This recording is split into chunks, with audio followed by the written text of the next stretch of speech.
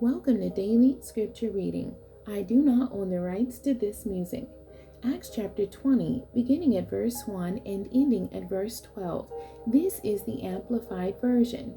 Paul in Macedonia and Greece. After the uproar had ended, Paul sent for the disciples, and when he had encouraged them, he told them goodbye and set off to go to Macedonia. After he had gone through those districts and had encouraged the believers, he came to Greece, and he stayed 3 months. And when a plot was formed against him by the Jews, as he was about to set sail for Syria, he decided to return through Macedonia, northern Greece.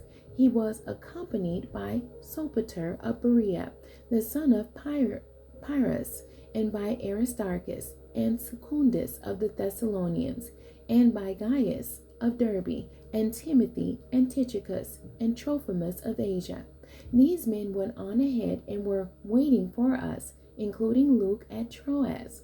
We sailed from Philippi after the days of unleavened bread, Passover week, and within 5 days we reached them at Troas, where we stayed for 7 days.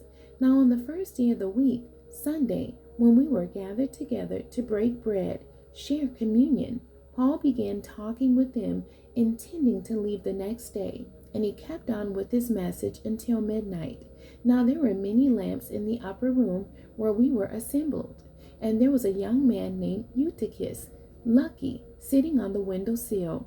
He was sinking into a deep sleep, and as Paul kept on talking longer and longer, he was completely overcome by sleep and fell down from the 3rd story, and he was picked up dead.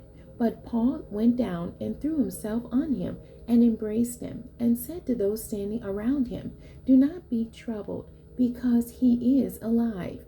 When Paul had gone back upstairs and had broken the bread and eaten, he talked informally and confidentially with them for a long time, until daybreak, in fact, and then he left. They took the boy Eutychus home alive and were greatly comforted and encouraged. The end. God bless you, and thank you for joining me today.